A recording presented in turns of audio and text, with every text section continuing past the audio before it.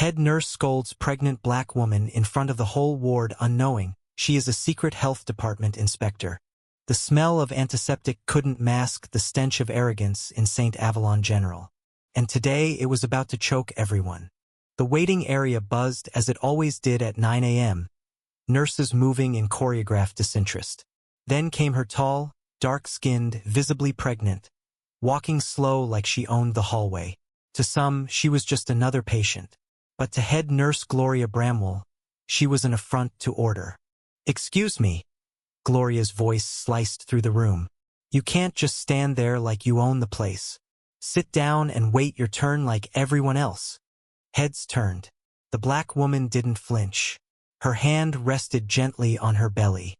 Her eyes locked on Gloria with something more than defiance calculation. "Is that how you treat every pregnant woman here?" she asked quietly, voice smooth as silk, cool as marble. Gloria huffed. "Look, honey, I don't care what your situation is. This is not a charity. We have protocols." The woman gave no name, no complaint, no raised voice. She simply stood there as if time bent around her. What no one in that room knew, including Gloria, was that she wasn't there as a patient at all. Her name was Alara Monroe, and her badge, hidden in her purse, bore the seal of the State Health Department. Alara Monroe didn't set out to change the system, but after years investigating hospitals for malpractice and civil rights violations, she had learned. Sometimes, being visible meant being invisible first. St. Avalon General had been on her list for months, flagged in multiple anonymous complaints. Discrimination, neglect, falsified reports. But hard proof was elusive. So here she was, 8 months pregnant and undercover, hoping her presence would be a stress test to reveal the cracks beneath the polished surface. She didn't expect the cracks to show so quickly. Inside her mind, Alara logged every reaction, every expression. The whispered jokes from the nursing station she'd heard earlier. "Bet she's just here for free meds. Another welfare case, huh?" The systemic rot ran deeper than paperwork. It lived in moments like these. Gloria Bramwell, meanwhile, was not an evil woman. That was the dangerous part. She was just the type who thought her prejudice was professionalism. "Ma'am," Gloria tried again, now forced to lower her voice as stares intensified. "If you don't have an appointment, I'm going to have to ask you to leave." Alara's hand brushed the folder in her purse. One word from her, and this whole ward would be on audit lockdown. But she wasn't here for vengeance. She was here for the truth. "I'm here for a checkup," Alara said slowly, eyes cool. "But it looks like I'll be checking up on more than my baby today." Gloria gave her a sharp look, missing the double meaning. A nurse by the desk mumbled something under her breath. Alara caught it. Another insult, a racial slur casual as breathing. Her pulse tightened, but her face stayed calm. "Name," Gloria snapped, already typing. "Alara Monroe." The second the name hit the system, something shifted. One of the junior nurses glanced at her tablet, eyes widening. She stood frozen, mouthing the name like she knew it from somewhere important. Alara saw it. One ally, maybe, but it wasn't time to play that card yet. "I'll wait," Alara said, voice even, and she sat down right there, in the middle of the ward, becoming both patient and observer. 45 minutes passed. 45 minutes of silent judgments, whispered comments, and deliberate avoidance. Alara watched it all, each second building her case, each ignored patient, each botched intake form. And then it happened. An elderly black man in a wheelchair, unattended, started coughing violently. No one moved. Alara stood up. "Can someone help him?" she called out. Silence. "He doesn't have an appointment," Gloria said from across the room, voice cold. "We'll get to him when we can." Something in Alara broke. Her inspector instincts collided with her human heart. She walked straight to the man, steady despite the weight of her belly. "My name is Alara Monroe," she said, pulling her ID from her purse and holding it up high. The state seal glinted under the harsh hospital lights. "Health Department," she said loudly, "and this ward is officially under investigation." Gasped. The sound was immediate, electric. Gloria's face drained of color. What? You're... That's right, Alara said, voice steel now. And I've seen enough. From that moment, nothing was the same. For 3 seconds, the entire ward was frozen in time. Nurses mid-step, patients mid-conversation, all eyes on the badge Alara Monroe now held at eye level. Then came the voices. Health department? Wait, she's an inspector? I thought she was just some woman. Gloria Bramwell's lips parted, but no words came. Her usual composure shattered like cheap glass. Alara's voice was low, but carried. Every single action I've witnessed here today is a violation of both state and federal health codes. Racial bias in patient intake, neglect of urgent cases, failure to provide timely care. She turned her gaze slowly around the room, making sure every face felt her stare. It wasn't about embarrassing them. It was about accountability. The elderly man in the wheelchair coughed again, weaker this time. Without waiting for anyone, Alara knelt beside him. Her 8-month belly pressed against her knees, but she ignored it. Sir, she said gently, I'm going to get you help. What's your name? Leon. Leon Patterson. He rasped, voice thin as paper. A junior nurse finally snapped out of her stupor. We should call a code. No, Alara said, standing up slowly, one hand still resting protectively on her belly. You will not call a code. You will get him a doctor. Now. There was a beat, a moment where it seemed like no one would move. Then the junior nurse darted off, heels clicking in a panic. Gloria's face twisted into something defensive. Look, we didn't know. If we'd known who you were. Alara cut her off. Her voice dropped into something sharper, colder. That's the problem, Gloria. You only care if someone's important to you. That's not healthcare. That's prejudice wrapped in protocol. The words stung. Around them, other staff had gathered. Doctors, orderlies. Some angry, some ashamed. Alara took a breath. She hadn't planned to reveal herself this soon. Her goal was to collect evidence quietly. But sometimes, quiet wasn't enough. Her baby kicked inside her, as if reminding her why this mattered. She placed one hand on her belly and spoke again, this time to everyone. I came here today not just as an inspector. I came here as a mother. And I ask you, is this the world you want my child born into? A world where the color of your skin decides how fast you get help. The silence that followed wasn't just guilt. It was reflection. Alara wasn't interested in petty revenge. What she wanted was change. But she wasn't naive. Change didn't come from speeches alone. She turned to the nurse's station. I want access to all patient intake records from the last 6 months. Full transparency. If you refuse, I will escalate this to the state board today. A middle-aged doctor stepped forward, clearing his throat awkwardly. Inspector Monroe, if I may. I wasn't aware. I'm Dr. Hughes, Chief of Medicine. Please, allow me to assist. Alara's eyes flicked to him. Tall, white, slightly balding. But his face wasn't closed off like Gloria's. There was something there, regret, maybe. Willingness. Good, Alara said simply. Then let's get started. While the nurses scrambled to comply, Alara was escorted to Dr. Hughes' office. The room smelled faintly of cedar and antiseptic. Classic doctor's decor. Framed degrees, awards, a bookshelf no one had touched in years. Dr. Hughes poured her a glass of water without asking. Alara accepted it carefully, lowering herself into the chair with practiced slowness. I suppose you want me to explain, he said quietly. Alara didn't smile. No, I want you to listen. She placed her phone on the desk between them, screen on, recording. No need to hide it now. For months, your hospital has been receiving complaints, discriminatory practices, higher mortality rates for minority patients, lower pain medication dispensation rates. Are you aware? Hughes closed his eyes for a moment, exhaling through his nose. Somewhat. I won't lie, but it's hard to track everything. That's your job, Alara said sharply. Not just healing bodies, protecting dignity.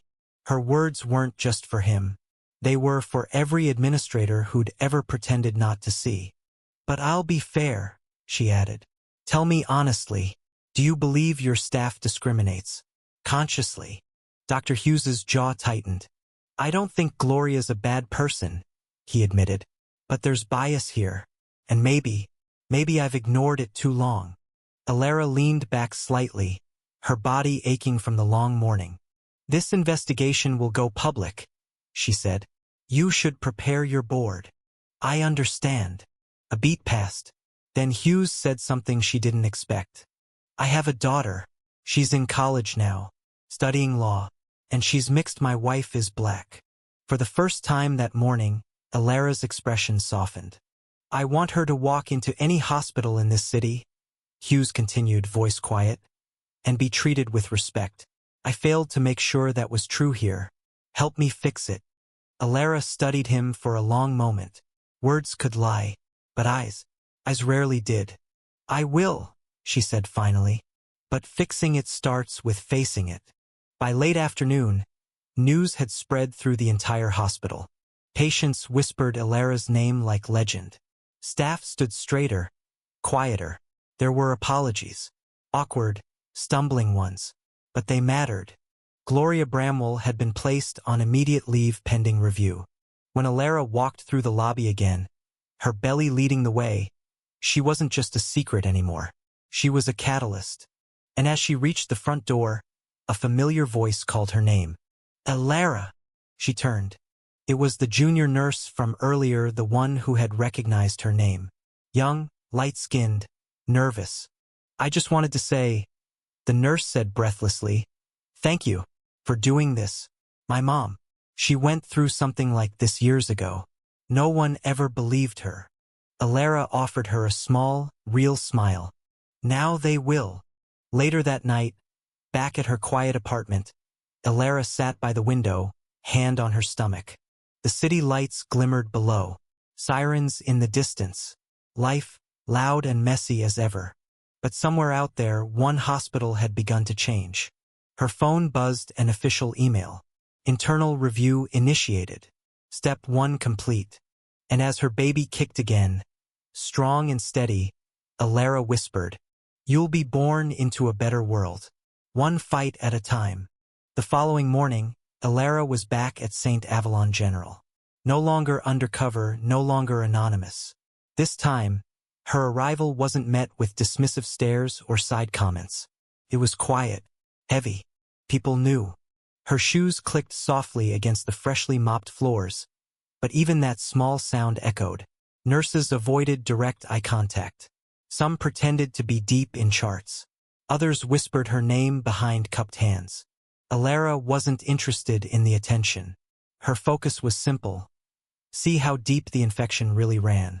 She met Dr. Hughes again in the administrative wing.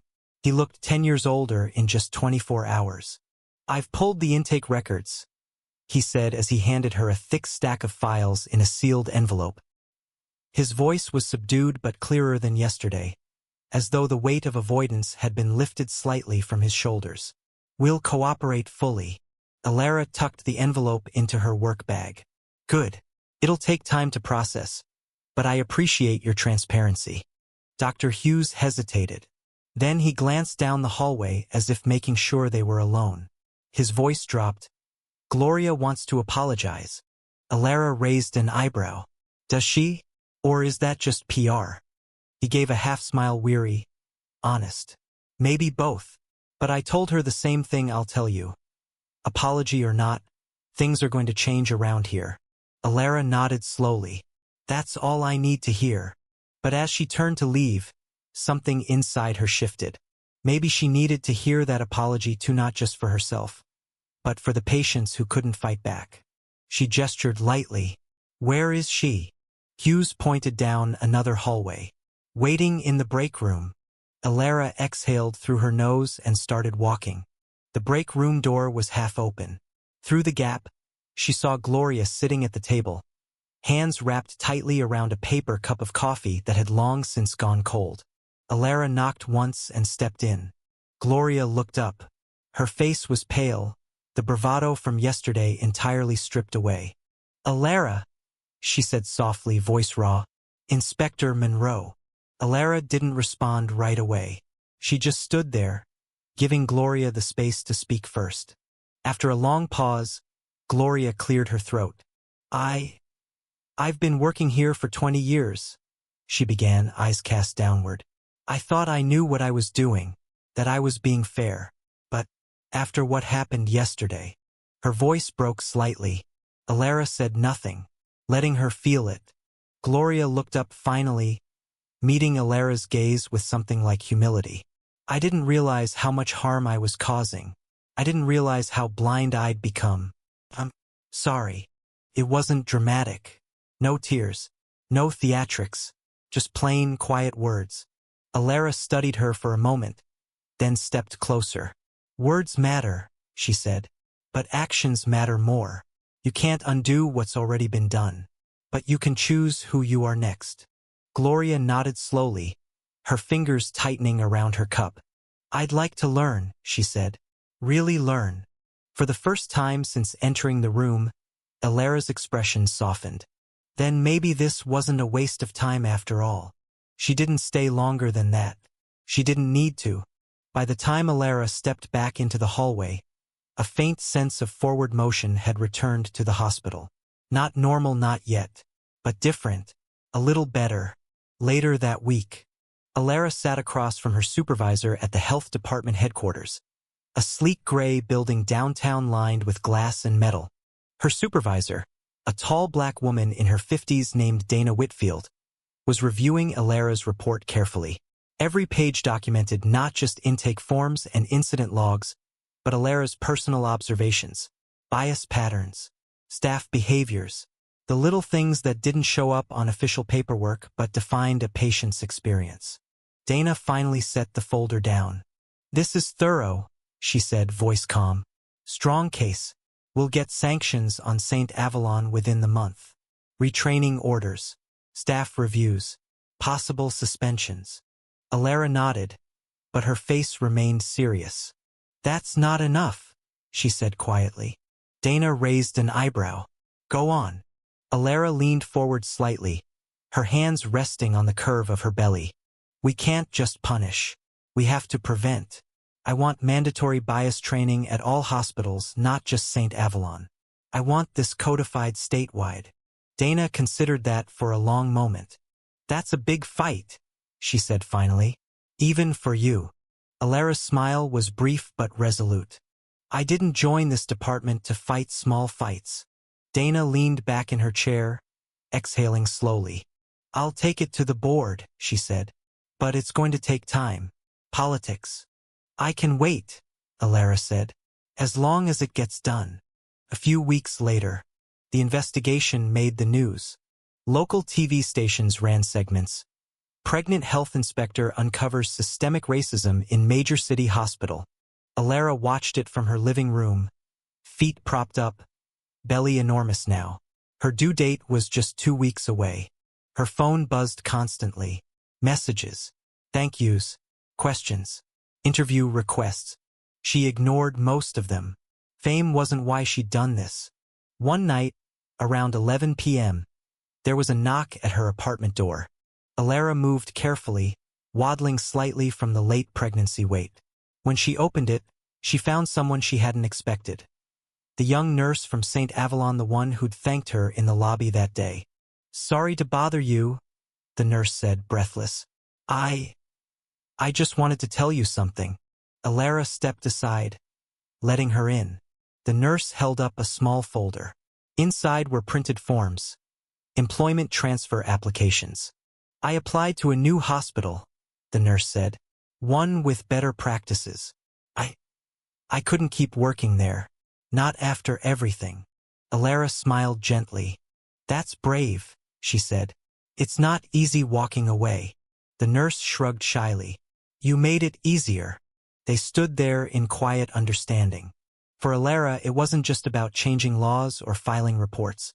It was about moments like this where one person choosing differently could start a ripple effect. 2 weeks later, Alara was in a hospital again, but this time as a patient for real. Not at St. Avalon. At a smaller clinic she trusted, One she'd investigated herself years earlier and cleared with pride. Her labor was long, 18 hours, filled with the usual pain and sweat and quiet cursing. But through it all, the nurses around her treated her with dignity, respect. No dismissive glances, no side comments, just care. When her son was finally born healthy, wailing, fists clenched like a fighter already, Alara held him close and felt something inside her settle. He had her eyes, her skin tone, a future that maybe now would be just a little brighter. Months passed. Policies changed. Bias training rolled out statewide. Hospitals were forced to confront uncomfortable truths. Some resisted. Some embraced it. But progress wasn't about perfection. It was about persistence. And Alara Monroe never stopped. Even while raising her son, she kept fighting for every patient overlooked, for every life lost because someone didn't care enough to look deeper. Because as she'd learned standing in that ward months ago, real change wasn't quiet. It took standing up, speaking out, and sometimes it took walking into the fire first so others wouldn't have to. 1 year later, the city skyline stretched golden against the setting sun as Alara Monroe adjusted her son's stroller beside the large glass windows of the State Health Reform Summit. The conference center buzzed with voices: doctors, nurses, legislators, activists, all gathered under one roof for the first time in decades to discuss systemic reform in healthcare. Alara wasn't here as an observer anymore. She was the keynote speaker. Her son, Micah, now almost 1 year old, cooed softly in his stroller, fists grabbing at the edges of a stuffed giraffe. Alara smiled down at him before standing and smoothing her blazer. The stage was already waiting, her name printed in bold letters across the banner. Alara Monroe, leading voice for equity in healthcare. A few months ago, she wouldn't have imagined standing here. But momentum had grown faster than even she expected. The case at St. Avalon had sparked protests, op-eds, legislative bills. People were finally ready to listen. As she walked toward the stage, Dana Whitfield greeted her with a steady nod. "You ready?" Dana asked, voice calm. Alara took a breath and nodded back. "Always." The auditorium lights dimmed. The host introduced her. And as Alara stepped up to the podium, microphone waiting, the entire room fell into silence. Her voice, when it came, was clear and unflinching. "I stand before you today as a health inspector, yes, but more importantly as a mother." A pause. The hook she'd learned mattered so much in holding attention. 1 year ago, I walked into a hospital while 8 months pregnant and was treated like I didn't matter because of the color of my skin. And I watched others suffer the same. Around the room, faces tightened, frowns, nods, a few quiet gasps from those unfamiliar with her story. "But here's the truth," Alara continued. "What happened to me wasn't unusual. It wasn't a fluke. It was the symptom of a disease that runs through our healthcare system, racial bias." Her hands rested gently on the podium. No paper, no teleprompter, just her voice and her lived truth. "For too long, we've accepted this as inevitable. We've told ourselves, that's just how it is. But I'm here to tell you it doesn't have to be." She leaned in slightly, her gaze sweeping the crowd. "We have the power to change this, not just through policies, but through choice. Every nurse, every doctor, every intake clerk they choose, every day, whether to see patients as equals or not." From the front row, Dr. Hughes watched silently, face thoughtful. He'd been invited as a panelist, part of the now-reformed leadership at St. Avalon. Alara finished her speech the way she'd planned from the start. "My son was born into a world already fighting for better, and I refuse to let that fight fade. So I ask each of you, when you leave here today, what world will you choose to build?" Silence followed, then applause. Not polite clapping, not obligatory, real, rising applause that filled the auditorium and rolled like thunder against the glass walls. Alara stepped back from the podium, her heart steady. Her hands were shaking slightly, but not from nerves, from purpose. Dana met her backstage after. "You did it," Dana said simply. "You made them listen." Alara gave a small smile. Now we make them act. Outside the summit. Later that evening, as Alara strapped Micah into his car seat, her phone buzzed again. Another news alert. State approves mandatory bias training for all healthcare providers. She closed her eyes briefly, breathing in the weight of it. 1 year ago, she had been just another anonymous patient. Now she was part of a movement. Micah babbled softly from his seat, holding up his giraffe. Alara smiled and kissed his forehead. "This is just the beginning," she whispered to him. Gloria Bramwell. Months earlier, Gloria Bramwell had returned to St. Avalon, but not as head nurse. She requested to be reassigned as a floor nurse, stepping down voluntarily.